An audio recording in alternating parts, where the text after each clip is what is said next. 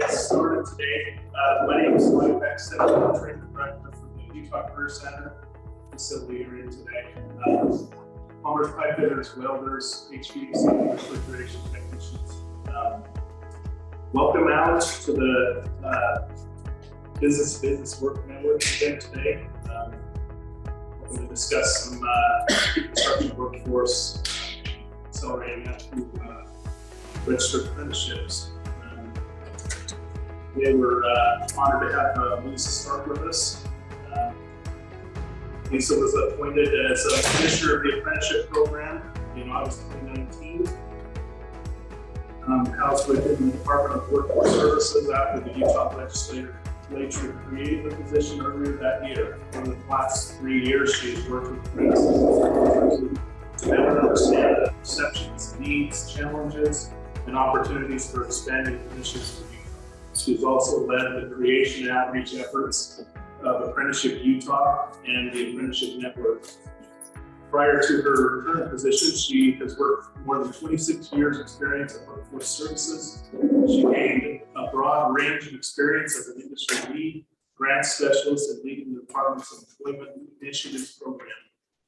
Melisa led Utah's efforts in building education and industry partnerships through the Utah Cluster Acceleration Partnership and Talent Ready Utah grants. In this capacity, she worked closely with the state leadership in education and multiple industries to build workforce pathway programs, apprenticeship programs, and other on-the-job training programs. I kind of did some searching on Melisa as well, and I saw that she was an art teacher back in 91. So she believes in education. Her background originated in education, but she's had a lot of efforts and collaboration and putting things together for apprenticeship. And so thank you for being here, and without further ado, it's Melisa Stark.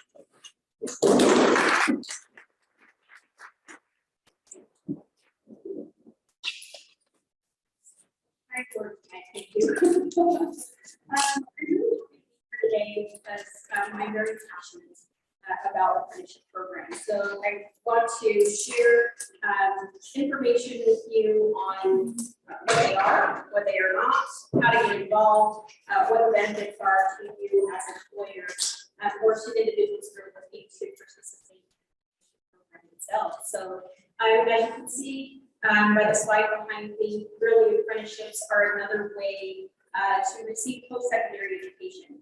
But they're also a way for employers to get involved in that training process because it helps you to move from being a consumer of talent to a producer of talent or a co-producer. So you're working directly with an educational institution and helping provide that training to an individual. Why is this important? Because in Utah, we have a 2.4% unemployment rate. And it's hovered in the low 2% for several years now. And unless something changes, we're going to be looking constantly for workforce or constantly be in this battle of how do I find talent that can work for me. So we need to be creative and looking at other opportunities. Our educational institutions do a great job at filling seats when they have them available. But when you don't have people, it's hard to fill the seats, which means they can't get trained to come work for you, right? So an apprenticeship is a way where they have that ability to be able to do that. It really is exciting because it combines that paid on-the-job learning with a mentor and classroom instruction. And so having it all together is really important because it helps someone apply the skills as they're learning. More and more today, we see individuals that are hands-on learners or just really want to know why they're learning math. What does that mean? What are they going to do with it? And this helps them relate to those things if they're in high school and we're working with them, but even as adults, trying to re-engage in that learning environment. It's hard to have been out of school for some time and then try to go back to college. We also have had that push of 4-year degree is the only path to a career success, and that's just simply not true. About 27% of individuals that move on into post-secondary education and receive a degree never work in their field of study. So what I like to say is with an apprenticeship, this is the only way that I know that you're guaranteed to work in your field of study, because you get hired and the training you receive is directly related to that job. So those are some of the benefits that I like to kind of promote and talk about. And really, you know, apprenticeships have been around since the 18th century in some format or fashion or another.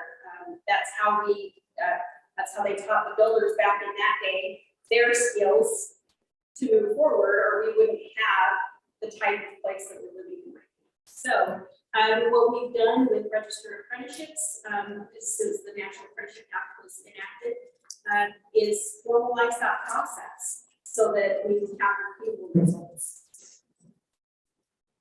Apprenticeships nationally have been known to help employers have a 93% retention rate of individuals that complete their apprenticeship programs.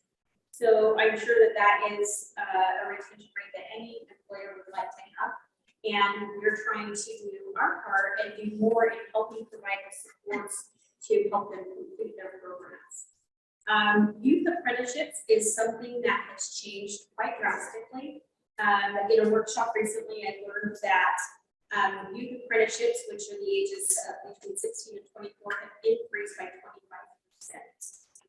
So that's pretty considerable. In Utah, for a long time, the age of an apprentice was about 29, the average age. And really, for a long time, we've just been in that curve, or that age range of 25 to 34. And just this year, we dipped down into 16 to 24. When I say dip down, I just mean we're getting younger and engaging people in apprenticeship programs, because that's where our highest count of apprentices is right now. And that's pretty exciting.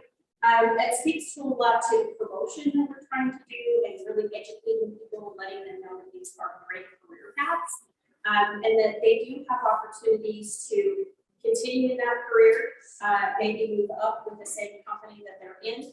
But a lot of these programs even provide credit towards a degree or results in a degree. And this is exciting for when we're working with some parents that say, yes, these are great programs for someone else's child. This is an advantage that they can see, that they can have a low cost or no cost opportunity for education for their child. So I have an example that I've been using most recently because it hits close to home. My son actually participated in an apprenticeship program, and he wasn't headed down that path because moms don't know anything. I tried to really engage him into an apprenticeship early on, and he just kept saying, I want to go to college. And I said, Titus is college. And he said, no, it's not the school on the hill. So to him, it was the college. He went to the school with his friends. And he did that. He went to Weber State. He was in their building construction design program, and then COVID hit. He had 2 scholarships that he was in jeopardy of losing because he was not non-credit for one, and then retake the other, just drop it, which was really unfortunate. And once the following fall came and he was going to re-register for school, he just decided he couldn't do it. It was, he felt like he was wasting people's time, wasting people's money. His employer was giving him time off for school, but he needed to, because they were looking at really keeping him there. And so they were being supportive. And he just said, well, I can't do it. And that, this isn't the time for me to say, I told you so, or you should have gone to an apprenticeship. I had to back completely off and realize it's something that he had to understand himself. And so the company that he worked for, who was also offsetting his tuition costs, reminded him that they have their apprenticeship program.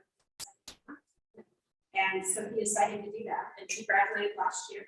And he went from the time he was employed to the time he finished his program, and started out at $60 an hour and ended up at $25 an hour. I never had those types of increases in 2 years. I never had that type of increase. So it was something that was exciting for him, but he was able to see that for himself. And then once he finished his program, he found out from Weaver that the program he was in had an articulation program, and he's only 1 or 2 classes shy of his associate's. So he's decided to go back and finish this fall, and then decided, and then see where he's going to move on from there. But it just shows that there are many on-ramps and off-ramps to education and careers, and you as employers can benefit from this by having apprentices in your facilities. What are some of the other benefits or return on investments that you can receive from this? Well, you have that skilled workforce that you're looking for. You helped develop the training that meets your specific needs to run apprenticeships. That's customized for you. We're going to talk about the retention rates. And then apprenticeships have been known to assist with diversity, equity, and inclusion. We have more and more pre-apprenticeship programs that we are participating with that help someone better be prepared to enter into a full apprenticeship program. And we've got some individuals here from Youthfield. This is a pre-apprenticeship program managed out of the Vancouver Technical College. And so they directly align their programs into registered apprenticeship programs. And so if there's someone that you're not working with yet today, I encourage you to speak with them, and I can make some introductions because they would love to have more opportunities for their students on that to further their opportunity after that pre-apprenticeship program. And then also, anecdotally, we have heard from employers that a lot of their apprentices that they've had have come up to speed and been more productive than individuals that they just had at a quicker pace. We believe that that's because they have a mentor. That's one big piece of an apprenticeship program. While they're learning on the job, they also have a mentor that's helping them and have this go-to that they can ask questions and know that they get additional assistance there. And so that, ultimately affects your bottom line when you have productivity faster. And then access to state and federal funding. Most federal funding for apprenticeships comes from the Department of Labor, which inherently is managing policy with the National Apprenticeship Act. And so that's something that they require to receive assistance, is that the program be registered with the Department of Labor. That's something that we can help with and be able to assist with that process. And then when we apply for other grant funding, that we have the opportunity to have you guys as partners help offset tuition and fees, maybe testing costs, employment related tools, lots of different things that we can help with. Even some of the on-the-job training portions, we can also assist with when someone is eligible to reimburse the employer up to 50% of their wages for up to 6 months to help offset that wage cost. Another benefit that we can see is the culture shift within an organization. Sometimes, especially in construction, you don't want to teach the guy next to you who had over 25 years, so they should have to too. And but what they have found is when somebody does that, they take more pride in their work and they like sharing what they've been able to do. And then they're also learning from the new person. There's new technologies coming out all the time, and they're able to kind of reciprocate this relationship where they're teaching and learning. And then we've had some that say, oh, what do you mean the apprentice is done with now? I want another one of them. Or how come he gets to mentor someone? I want to do that. And that's just some of the unintended things that we didn't know were happening until some of the employers started telling us about that. So kind of exciting. One of the other things that we've done as a state is develop the state's first apprenticeship website. It's a comprehensive website that has information for all of our key stakeholders. There's stuff for employers, there's stuff for job seekers, there are resources for educators. And so we try to pull what's being used out there at a national level, or for organizations that other organizations that you're working with, and try to put it all in one place so that you're not having to go to multiple places to find these things. And we're doing updates all the time because we find out there's some things that we can take from So if you've not been on our website, I encourage you to go there. I talked a little bit about federal funding. We did have a grant that is ending in June. We don't have any funding left, but it doesn't mean that we're not going to apply for more. The other thing that I want to let you know is that with the federal funding that's come out for the Infrastructure Jobs Act, the CHIPS Act, or the Inflation Reduction Act, a lot of those have apprenticeship utilization requirements or added incentives or credits for employers that are using apprenticeship programs. And many of them have a workforce development component that can help offset some of the costs of the employers. So these are just things that we wanted to share with you, besides state resources that we have. As new programs come out, we try to make sure we let all of our partners know. Mike mentioned the apprenticeship network, the Apprenticeship Utah network, where we feature highlights of employers and apprentices all the time, so that people can maybe relate to someone that they see and change to wanting to try out an apprenticeship program. So today we also have some employers here and some apprentices that we want you to be able to hear directly from. Why is it that they started the apprenticeship program? How did they become engaged? What are some of the benefits that they have seen themselves? What are some of the challenges to be prepared for should you decide to start a program? And then maybe how to overcome them, both from an apprentice and from an employer perspective. I can tell you what I think, but I'm still government, right? I can speak really well, and it's still, she's living in the States. So I want you to hear directly from those that are using the programs and benefiting from the programs. So I'm going to do kind of a Q&A, but I want everybody to introduce themselves. First, identify where they're from and talk a little bit about their programs. And since Mike started first, we're going to go on here to Bob. I wasn't sure if you were short. So will you tell us a little bit about who you are, your organization, and the programs? My name is Bob Berger. I run the Utah Mechanical Contractors Association. I've been so almost 30 years. I serve as co-chair of the Utah Center here. Partner with UA Local 140.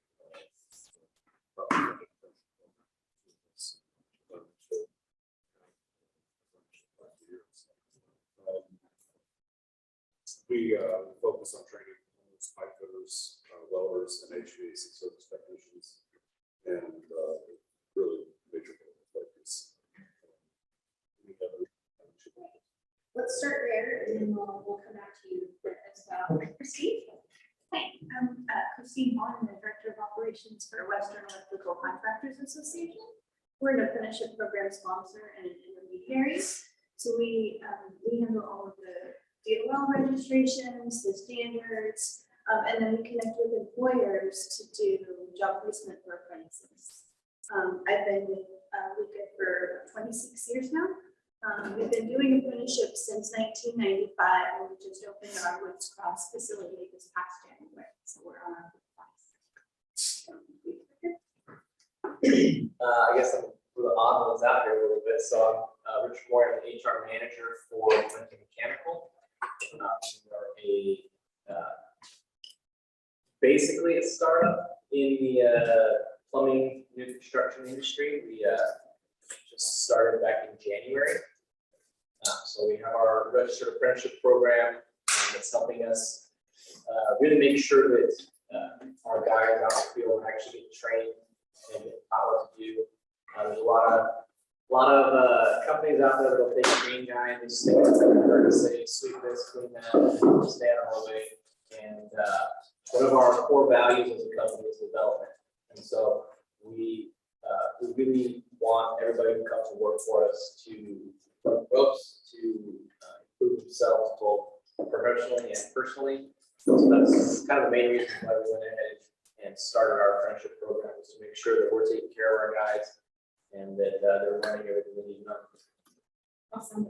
And we appreciate having all of you guys here today. And we have a wide variety. I really wanted you to see that programs can be union, they can be non-union, they can be part of an industry association, or you can have your own program. There is no right or wrong way to do, well, there's always a wrong way.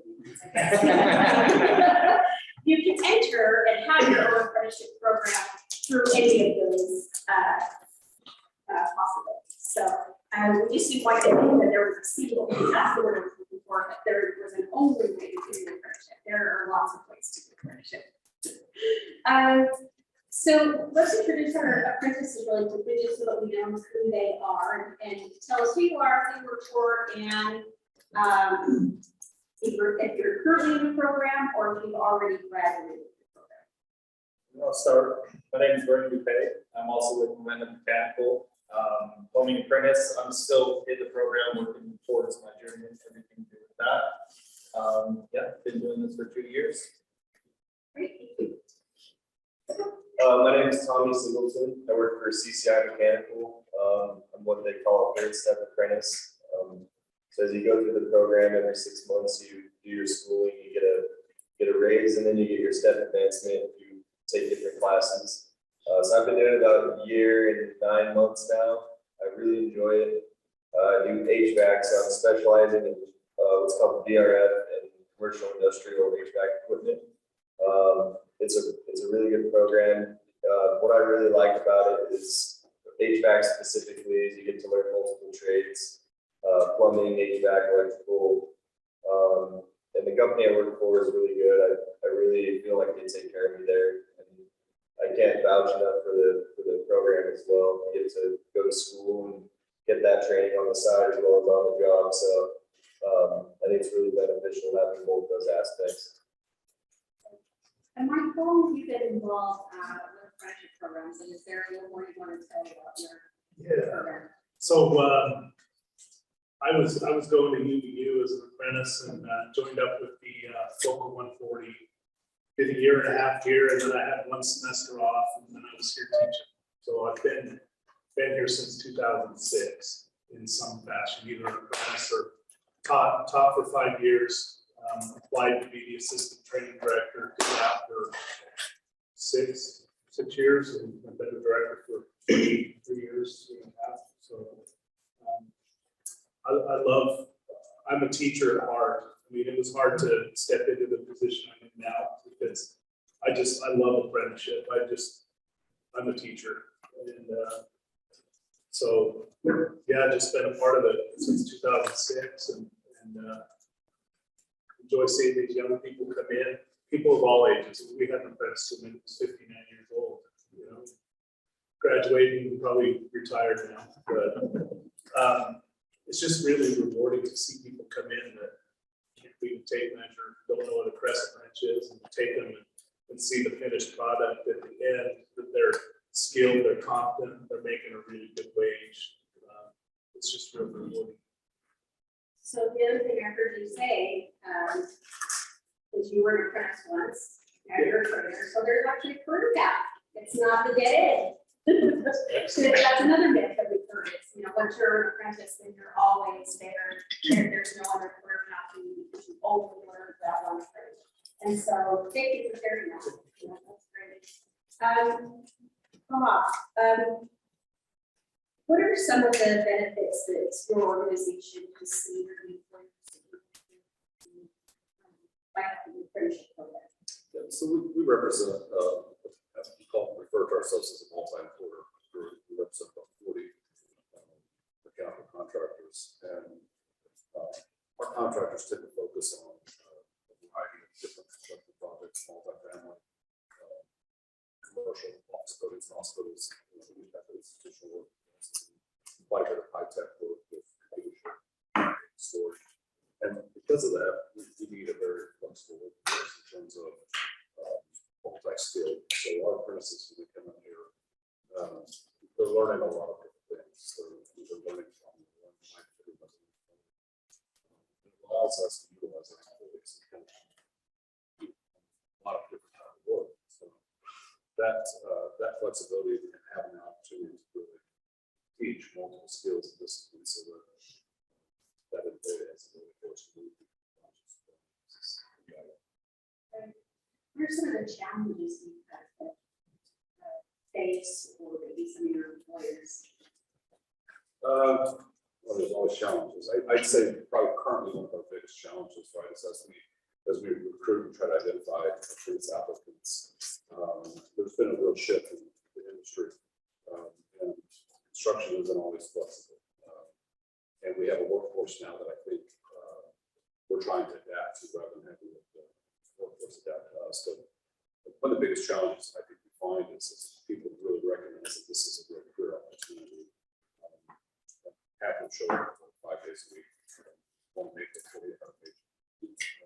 Of course, most work 3 days or 4 days, and doesn't have the same commitment that a lot of our attorneys have been with this for 20, 30 years.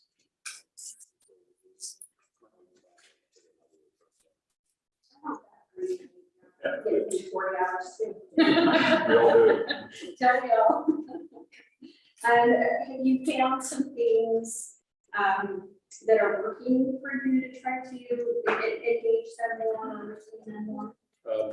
Really, that's when I say an issue, that's our current most pressing one. So we're still further in the stages of trying to develop that. So. That's good. It's hard to have challenges, but it's kind of fun to try to think of new ways of thinking outside the box of how we just can't use the term because that's the way it's always been done anymore. And that's used to be widely used, right? Well, that's the way we've always done it. That's cool. Do you want to be out of business? Right? I've always heard that if you're not thinking 5 years ahead or 10 years ahead, then you're already at this. It's just a matter of time. So I think that speaks even more so now with the technology that has changed a lot of these jobs. And that's something that I try to help students and parents and educators see is, that these jobs really are part of STEM because technology is so much. And I think the types of equipment that's being used that are fitting in the category. Richard, you're newer to this, kind of exciting. How did you first learn about it, or how did you to decide, maybe we should try this out? That was easy. We had our new CEO came from a company that had the program at their company, and he said, "Hey, listen, we got to do this." All right, let's do it. So we worked with just other plumbing companies, people who had experience in setting it up, so we went through it, and got their input and their help to get a small startup. So you weren't left to do it alone. I would have given up if I had to. The first time I read into it, I was like, I have no idea what I'm supposed to be doing here. So I had lots of meetings with people and then kind of spelling it out. And then working directly with people at the Department of Labor and having a lot of phone calls and saying, okay, here's what we're doing. And it's okay, now I understand. So, but it's been good. That's awesome. And we understand it can be a bit of a process sometimes, but that's what we're here to do, is here to help translate that government speak to business speak. Christine, you've had some interesting challenges. You have worked in multiple states. So kind of give us some maybe challenges, but things that have worked, or even some benefits that you Challenges are unique by state, obviously, but I think the benefits are seen overall. One of the huge benefits that the employer, both for the employer and for the apprentice, is that the apprentice is learning the why, not just the how. So oftentimes, someone new in a job site, they'll just learn the how, the focus is on production, and so here's how you do it, and they're not learning the why. So in an apprenticeship, they're learning the why and the how, so they're connecting them, and it makes them more productive. There's also a huge focus on safety. So safety is all throughout the apprenticeship and on the job site. And so they have a better understanding of what those hazards are. So those are benefits that are across every state. The term apprenticeship, I think, is a big challenge in how it gets used. It varies from state to state. Some may use apprenticeship as strictly registered apprenticeship. Some may use apprenticeship as a very general term that connects someone just mentoring and learning on the job. So I think that's a big challenge, is really speaking specifically to the language. That's a really good point. I'm glad you brought that up. Because I think it's really important that here we kind of clarify that a little bit more. They're definitely registered and non-registered programs is what we call them. For a while, there was this thing called IRAP, or Industry Recognized Apprenticeships. But what I've said is, if your apprenticeship program isn't industry driven, then you're doing it the wrong way. Because the whole premise of an apprenticeship is to work with the employer and the employer. And so that's what we do here in Utah. And the programs that we vouch for are registered apprenticeships, because you go through a vetting process. You have to know what school you're using, or if you have curriculum, is it industry recognized, if you're teaching it on your own. There's just so many different ways to do that. But in non-registered, there are some really good ones out there that are true apprenticeships. And then apprenticeship was such a buzzword for a long time that everyone wanted to be known as having an apprenticeship. Some of them were internships. So there was no obligation to hire the individual, but they were using that term. Or it was really only a couple of weeks and it was part of their onboarding process. And so we're like, no, that's not really quite an apprenticeship. For simplicity purposes, I like to say that an internship is a try before you buy model, and an apprenticeship is a train to redeem model. And why do I say that? Because interns may be paid or unpaid. There's no expectation that they're going to be employed beyond that short-term commitment. Usually it's part of your degree program, and a lot of times they are the ones going to get the problem or sweeping or doing rubber. And they are being there. So I don't want to say that internships are terrible, because they're not. They definitely have their place, especially to try some things out maybe before you jump into an apprenticeship, to know that that's really what you want to do. And you're not wasting time or money, and a good return on investment for both yourself and your employer.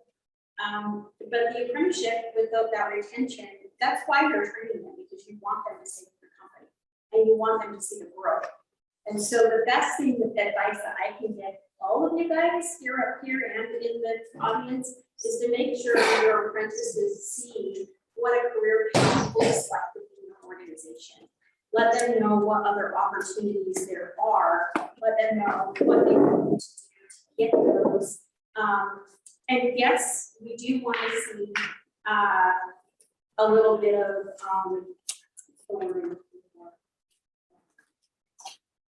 kind of proactiveness of the apprentice. If they come and ask, then you know that they really want to know more. And those are good things. But sometimes they don't ask just because they don't see it. And so we're not really good at showing where your career trajectory really can go in your organization. So I encourage you to kind of make sure you tout that a little bit more as part of the process. Of course, we all want to make sure they know that they're not going to come in at the top, right? They're not all going to come in as the CEO of the company or get paid as the CEO of the company. Brennan, how did you get involved? What made you decide you wanted to do that? Well, it did kind of start off with the internship thing. I started, kind of wasn't sure what I was on to do at the time being. Graduated college before, just didn't work out. Ended up trying it out. I know plumbing's a great career, pays well. I never had an issue with the dirty work or anything like that. I thrived. Went put in leadership positions and started with this company. Not only was I told where I could progress, where to go, getting started into the apprenticeship program and everything, being guided into that and just being able to excel and constantly have people around on the side and everything. What was it like to apply for an apprenticeship? What was your process? Well, that's Richard's kind of my guy for that there. But he's the go-to there. But I mean, started off, obviously we have to be licensed. So the first start of all that is getting our apprenticeship license in the state. But everything we've done, Richard's made it pretty easy. He's one text away, so anything, he's kind of a go-to guy with any questions, anything like that. He's been a big help in getting setting it up for the company, and obviously for all the guys that have it now. But yeah, I just gotta thank him for helping us get on that trip there. That's awesome. Tommy? Yep. Okay. I thought it was that I was questioning. Tell me a little bit about your process, Tommy, and how you got involved and what that's like for you.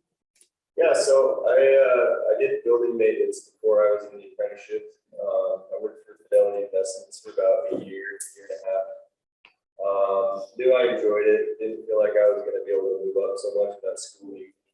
So I seeked out another job. I found another position as a maintenance technician.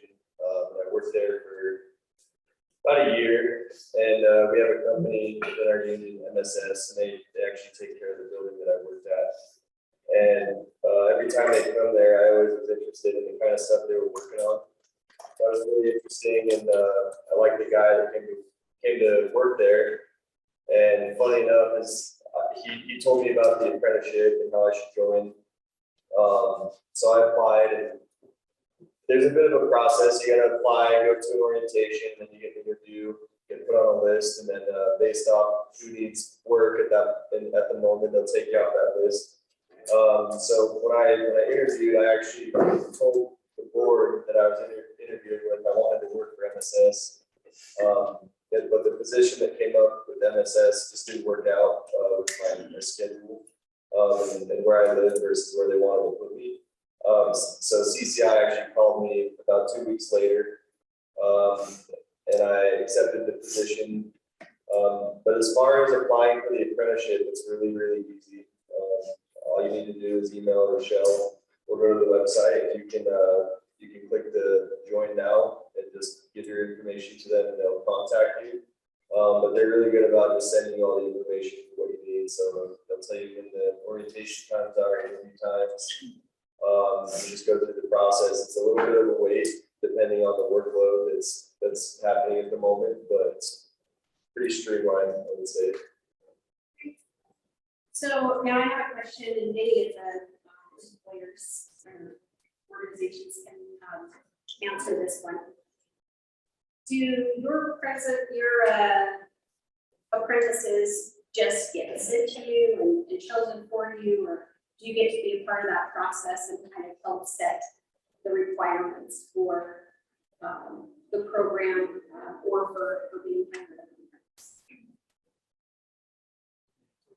Sure. So we're registered with the Department of Labor, so we have a defined process on the steps they take to fulfill the application requirements. We work really hard to make sure that we have no barriers to any particular group or gender. We make sure that the opportunities are there for everybody. In fact, we have 25 women in our program now that do great work. So we've registered that through the Department of Labor, gotten approved, and it is a little bit of a process, but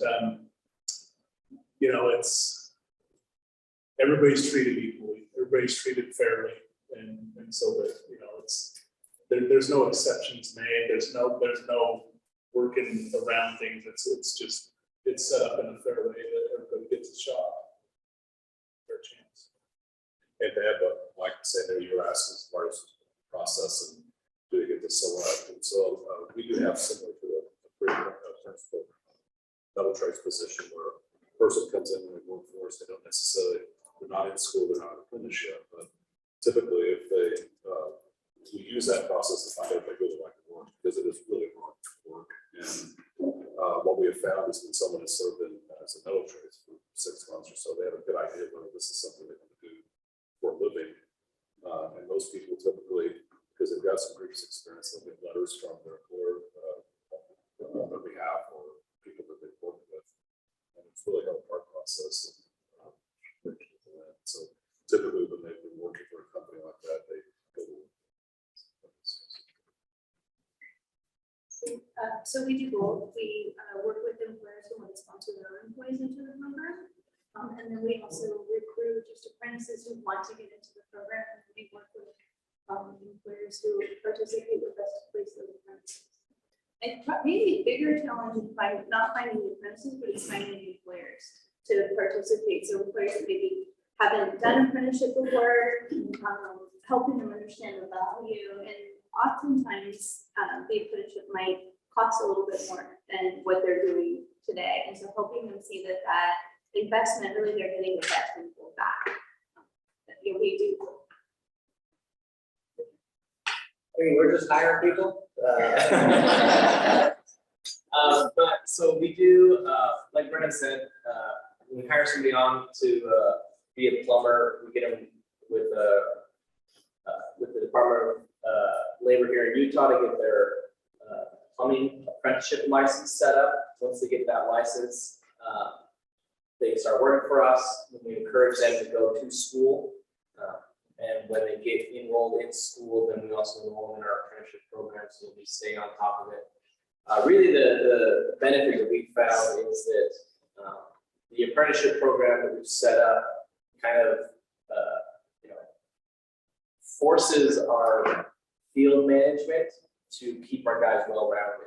We don't have somebody who's just doing water or just drilling holes to run pipe through. Like it forces our field managers, maybe who still training them on the importance of this, but it kind of says, hey, you have to make sure that these guys are well-rounded, so they're getting the experience that they need. And we found that on a lot of our crews, our productivity just goes way up because our leads will take maybe a week to really train our guys out and help them get a little more well-rounded, and then it makes them just a lot faster in everything they do. So that cross-training is important. Do you want to know one thing that I didn't hear from today of you? Is that the government tells you who you have to hire. The government tells us who to hire. And you still have your own hiring process, so that's awesome. Again, these are just like myths we like to dispel. It's something that these programs are so rigid that they can't be involved, and so and it shows that there's room for all and different processes for all. Some are going to be a little more streamlined, some may take a little bit longer, but again, that's just going to be based off of what you guys do for your organization, what that process is going to look like. We're not asking you to change anything that you don't already do. When you do an apprenticeship, or when you hire people, you recruit, you onboard, you train, you give wage increases either usually through promotions, right? If they're moving on in the business. And then you want them to be certified often in particular areas where there is industry certifications that are available for those. That right there just described an apprenticeship. You hire someone, you train them, they get additional mentoring, so that's probably a little bit different. But when you formalize that process, then you get repeatable results for what you're doing. And our message to you still is not that apprenticeship is the only way. It's just one additional strategy to add to what you're already doing. And trying to engage people earlier on or helping train that workforce. But it's just not realistic to think that that's how you're going to hire every single person from now on moving forward. And again, not something that we ask you to do. We just show you the benefit of adding this to your toolbox, if you will, for the things that you already do. The one thing that we do know that is if we've done things the way we've always done them, then we're always going to be behind the curve, right? And so we need additional strategies to help with that. Does anybody know what how old the youngest apprentice is in Utah right now? 18. 16. That's there. Our youngest apprentice in Utah right now is 16. Anyone want to take a guess on the oldest? Close, 78. Just flip flop the numbers. Yeah, so our oldest apprentice is 78, youngest is 16. We hear a lot that you cannot hire anyone under the age of 2019, there are definitely very specific hazardous occupations that you cannot.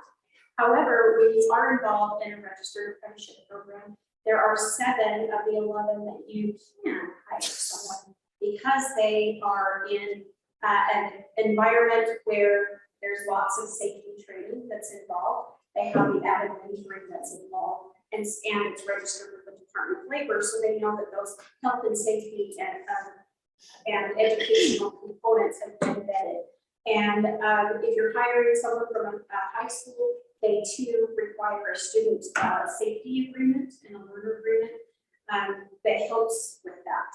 Now, one of the things that just passed in the legislature this year, and really what I should say is clarified,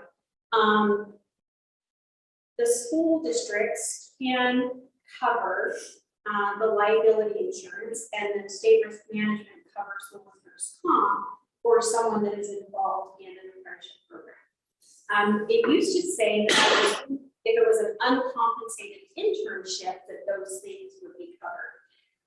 But now they clarified that it is for any internship and an apprenticeship.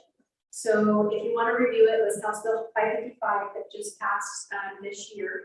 And basically it considers them a volunteer of the government for the purposes of workers' liability insurance. Now, when you have an apprentice, they are your employee. So by law, you're always required to have workers' comp liability on your employees. So this is just an added layer of protection. Should you decide that you want to go down that road, knowing that you have it, schools have it on the same individual, and that can be part of your agreement. And the other thing that the Department of Workforce Services has is a bonding program. And with the bonding program, it's free to employers. You can receive up to $25,000. Let's see. I think it's $25,000 of additional insurance for someone that you hired that as a targeted population, formerly incarcerated, has little to no work history, which are usually have little to no work history. And so again, that's just now a third layer of protection that can be used for looking at hiring someone that we need. So we just wanted to make sure that you were aware of those resources that are there. Before I turn this over to the audience to ask you guys questions, is there something that you really wanted to share about your experience or your organization that we need to touch on? I think we touched on it in other ways. I think having someone participate in an apprenticeship from the employer's perspective, I think it really has some real value if the employer is investing in them, whether you participate with an intermediate or do your own program, they feel invested in. And there's a focus towards leadership just naturally in the apprenticeship program, whether it's a focused, condensed part of the curriculum or if it's just a natural progression. I think I touched on it also. Those are just some of the key factors. I'm glad you brought that up because that is something that we don't talk about often. That's why the retention is higher, because of the investment. When they know that you're invested in them, then they will invest in you. And it, yeah, we just see that it's Yeah, I got some. So I don't know how you guys are, I don't know if you're in high school or you're just getting out of high school. But something that I always thought after I graduated is why did no one ever talk about HVAC, the trade? I'm not sure if you guys know what that is. But it's one of those hidden trades where you can learn so many different things. It's not just specialized in one specific thing only. You get to learn multiple things. You get to learn electrical, refrigeration, some plumbing, learn how to solder, braze.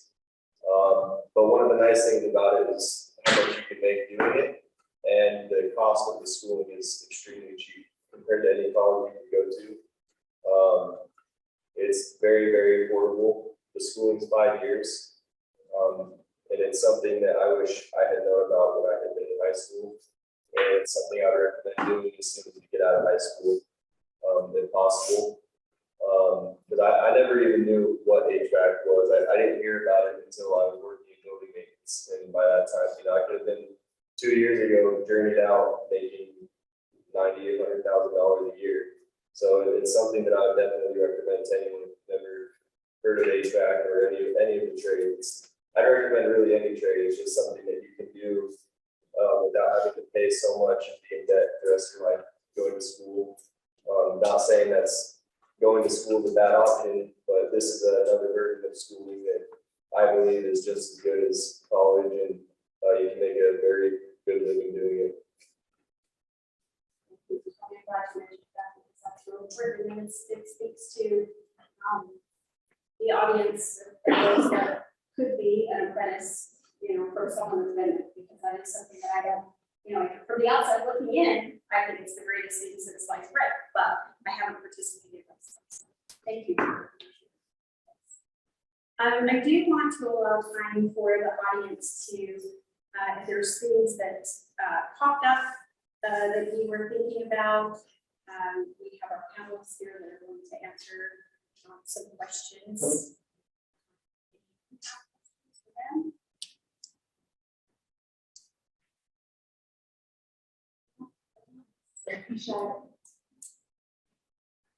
Yes. So we're with Salt Lake City. So a lot of our departments just have like informal apprenticeships. So like where do you start to like get it registered, you know, formally? That's a really good question. Really, the first thing you need to do is kind of identify what position you want to do an apprenticeship in. And then we have workforce development specialists and who act as a liaison, and then myself, I can help you as well. What we do is what's the best thing to do is to see what a job description looks like. And then we can pull what we call a work process from the Department of Labor as a place to start. So it's something that we provide to you, and you compare the skills that are supposed to be taught as a part of that apprenticeship.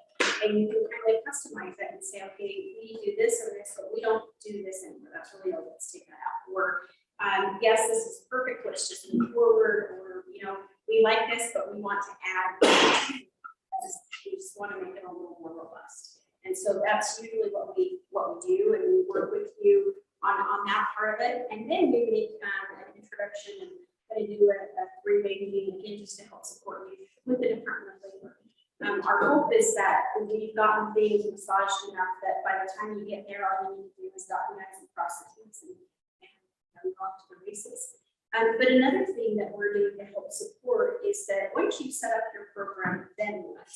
Because a lot of people are like, oh yeah, this is great, I want to do this. So they set up the program and they're like, I don't have a good time. What do I do? And so we help you see how you can connect to possible apprentices. There's different resources on our website that we can list you on. We have a partner page on the website. We have what we call an education and training provider list specifically for registered apprenticeships. You can post jobs in our system, or if you post them on your own website, we have a way to go out and grab them so that we can help you with that too, because that's the next thing, you know, how do I find people?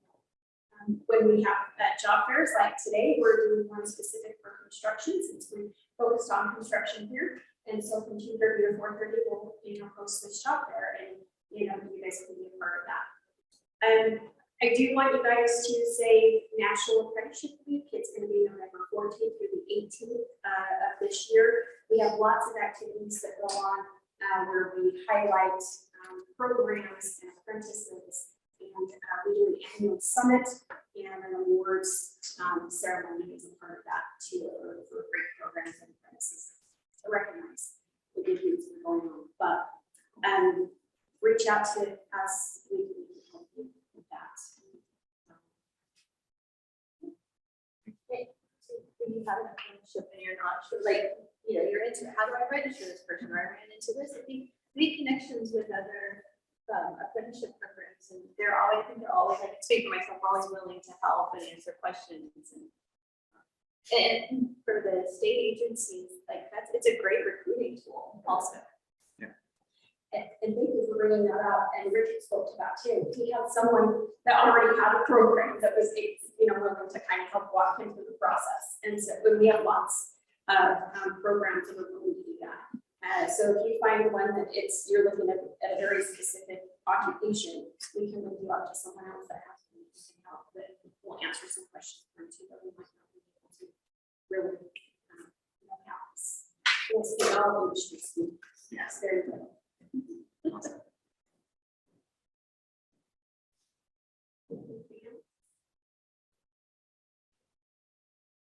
Yes. Curious if you guys have a feel for how many people complete the program from start to finish. It's a percentage of people that come in as an apprentice and then turn out as a. That's a really good question. We do provide an annual report to the governor's office and the legislature every October 1st. We have the report on our website as well. I want to say that it's a difficult question only because when we gather the data, it's on an annual basis. And so sometimes you can have a really high completion rate and then the next year it's like 20%. But having said that, it's because some of the programs are one-year programs and some could be up to 5 years. And so it's really hard to gauge that. So when we look at the average was over 30%, closer to 40%. But when you compare, and when I first saw that, I was like, this is really low. We can tell people that it's got a great completion rate. And then I understood, oh, but when you look at the data, it's because it's annual, not based off of each individual program. So the programs that you work with or that you want to talk to, they'll be able to tell you what their completion rate is for their individual programs. And then the other thing that I can tell you is that it's higher than the college completion rate. So I think that's pretty key. And that was good for me to see too, because I was kind of shocked when I first saw how low it was, but it's not really low in comparison when you look at the college completion rate and again based on individual programs. So our completion rate's about 67%. You know, we're a privately funded school institution, and so we work real hard to make sure that these people that enter our program are successful, because the investment we make in them goes far above and beyond what their tuition they pay $570 a semester for tuition. So they don't have any school debt, no student debt. They pay cash for their tuition. They go through the program, and as they learn more and they have more competency in place, they start to get raises. They start to see their income go up. You know, really coming down to what our numbers would be, it depends on who you're bringing in. You know, if someone's worked in the field, they've had some previous experience, it's something they want to do, they're making a decision with their eyes open, you're probably going to get 90% of them are going to graduate the program. But if you get a kid off the applicant list that's 18 years old, you know, and God bless the kids these days, some of them have never been criticized in their lives. We don't see as high of numbers with them as they come into the program because they don't understand, have that mentality of career. They don't see the path forward. They kind of see this, I'm going to work this so that I can support my lifestyle and have fun and do the things I want to do. So the numbers drastically vary in between, and our average age is about 27 that we see come into our program. And so with the younger people, it's hit or miss. I mean, we may get 40 to 60% of them, but you know, we invest a lot into the apprenticeship program. Our partners with the UMCA, Local 140. There's a real massive investment in the hopes that these people graduate, they're successful, they have careers, and they can contribute back into the fund. So every hour our apprentices work, our contractors pay 89 cents an hour in their name into our fund. And so we operate off a training trust, and we use that money to train our apprentices, but we also do that for our journeymen. So we do 2 summits a year because the industry is evolving. I mean, a lot of these jobs don't run on paper prints anymore. They're all digital. Everything's in the cloud and it's on iPads and tablets. And so a lot of the guys out in the field that, you know, are in their 50s and up, you know, this is new stuff for them. They go on a job and the superintendent gives them like an iPad, says, here, run this job. And they're like, well, what do I do with this? You know, they can turn it on, they might be able to get on the internet. But, you know, throughout their career, we have to support the industry. And so part of the benefit in our program is that our journeymen out in the field, they can do these summits, get up to speed on new technologies and update their certifications. And everything we do here is geared toward industry. You know, we don't focus on them passing the journeyman exam. It's all geared toward industry to help us compete and be, you know, confident in the field. So, but yeah, the numbers can drastically vary with the retention, depending on who it is, how they came into the program, and you know, what their mindset is. But we work hard to make them successful. I really like that. You don't teach to a test, you teach for the job. Then if you teach well for the job, they're gonna pass the test. Yeah. And a lot of times when you teach to a test, well, then they just do exactly what they need to learn for that and maybe not any more than that. So that's great. And probably one of the things that I'll add that I didn't mention before about apprenticeships is there's lots of different levels. You can have some that have front-loaded training, some that have intermittent training that you go, you know, once or twice a year. Some that you work 4 days a week and go to school on Friday. Others that work full-time and then go to school in the evenings a couple months. There's, again, no one size fits all. There's lots of different models that can be used for that. And so that's what I didn't mention previously. But thank you for talking about that retention too. And I think there's someone here from the Utah Electrical Trading Alliance.